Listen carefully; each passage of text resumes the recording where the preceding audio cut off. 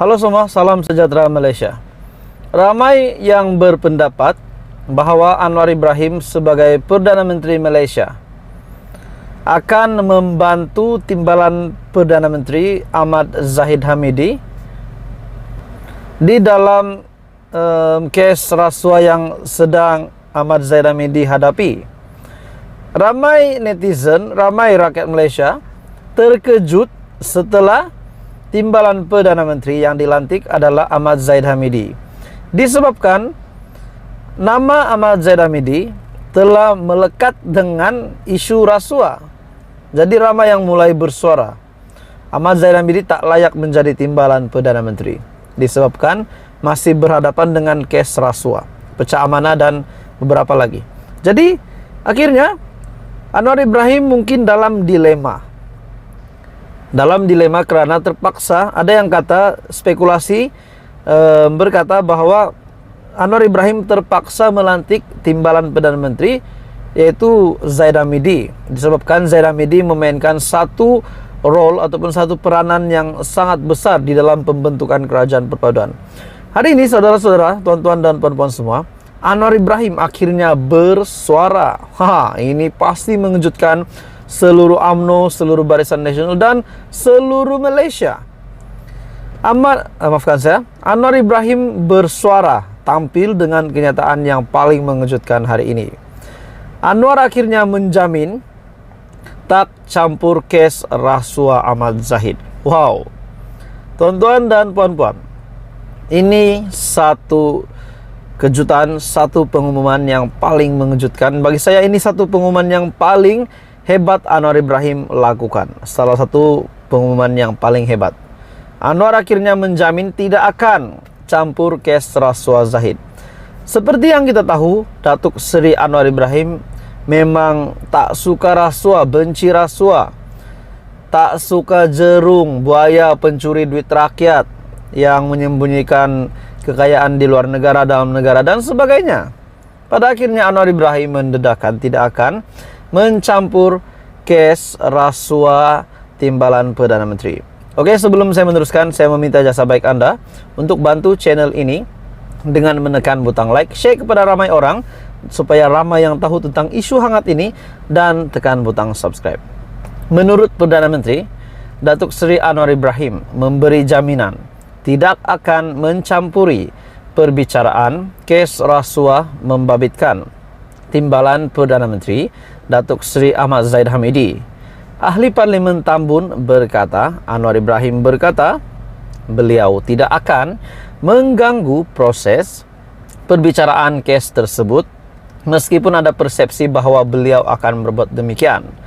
Saya boleh beri jaminan, menurut Perdana Menteri, pelantikan Ahmad Zahid sebagai timbalan Perdana Menteri tidak menjejaskan prinsip dan dasar termasuk konsep Malaysia Madani yang saya perjuangkan, katanya semasa waktu pertanyaan menteri di Dewan Rakyat pada Selasa. Oke, saudara-saudara semua, ini menjawab pertanyaan, menjawab tuduhan, tomahan kepada Perdana Menteri bahawa beliau akan membantu Zahid Hamidi di dalam perbicaraan kes mahkamah Ahmad Zahid Hamidi. Mentang-mentanglah Anwar Ibrahim sebagai Perdana Menteri dan Ahmad Zahid sebagai timbalan Perdana Menteri, ramai yang berkata bahawa Anwar Ibrahim akan bantu Zahid Hamidi. Namun itu semua tidak benar, tuan-tuan dan puan-puan. Akhirnya Anwar Ibrahim sebagai Perdana Menteri Malaysia bersuara tentang kes rasuah yang dihadapi oleh Ahmad Zahid Hamidi, bahawa beliau tidak akan bantu ataupun mengganggu proses perbicaraan untuk kes mahkamah Ahmad Zahid Hamidi. Jadi saudara-saudara semua, ini kenyataan Anwar Ibrahim bagi menjawab soalannya tambahan Ahmad Fadli Syari, PN dari Pasir Mas, yang menyuarakan kekhawatiran pelantikan anggota pentadbiran tertinggi yang terpalit kes pecah amanah akan mempengaruhi keputusan perbicaraan mahkamah. Ahmad Zahid ketika ini masih berdepan dengan perbicaraan kes rasuah, pecah amanah dan pengubahan wang haram dana Yayasan Akal Budi.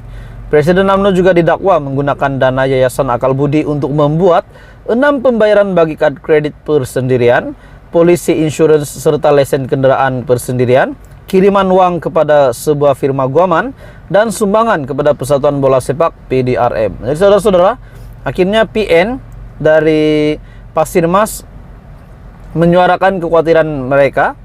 Akhirnya Anwar Ibrahim menjawab bahwa beliau tidak akan mengganggu proses perbicaraan kes Ahmad Zaid Hamidi. Apa komen Anda? Teruskan bersama di dalam channel ini. Jangan lupa bantu channel ini dengan menekan butang like, share, dan subscribe.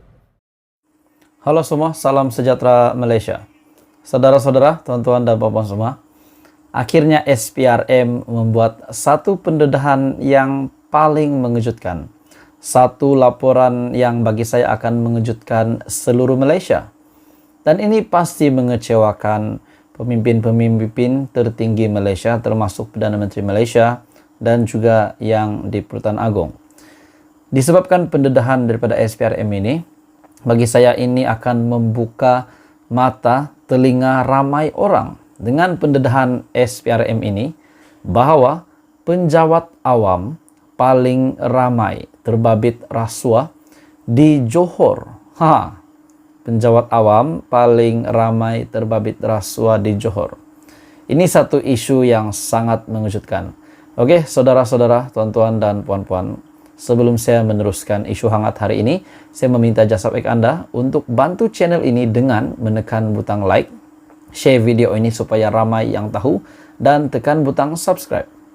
Menurut SPRM, golongan penjawat awam, SPRM Johor, golongan penjawat awam adalah yang kumpulan yang tertinggi ditahan Suruhanjaya Pencegahan Rasuah Malaysia Johor dari tempo 2020 sehingga Desember tahun lepas.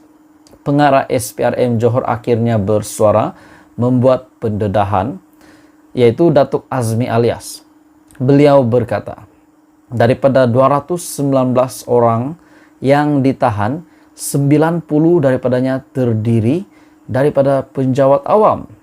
Beliau juga berkata, sejumlah 75 yang ditahan adalah pekerja swasta, manakala 54 lagi orang awam.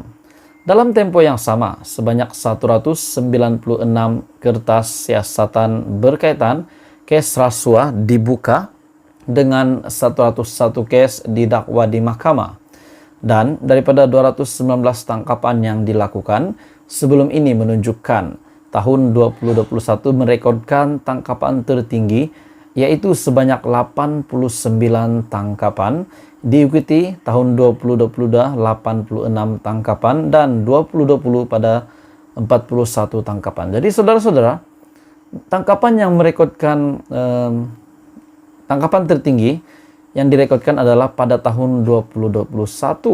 Dan siapakah kerajaan pimpinan pada ketika itu? Saya bukan nak kaitkan, tapi pada ketika itu kalau saya tak silap, kerajaan Perikatan Nasional mentadbir pada masa itu. Berdasarkan statistik SPRM Johor, dalam tempo yang sama sebanyak 82 kertas siasatan dibuka pada tahun 2020, diikuti 61 kertas siasatan dibuka pada 2021 dan 53 pada tahun lepas. Penjawat awam adalah kumpulan tertinggi yang ditahan SPRM Johor. Jadi saudara-saudara, apa komen Anda? Ini satu lagi pendedahan yang mengejutkan SPRM. Teruskan bersama dalam channel ini untuk perkembangan politik yang seterusnya.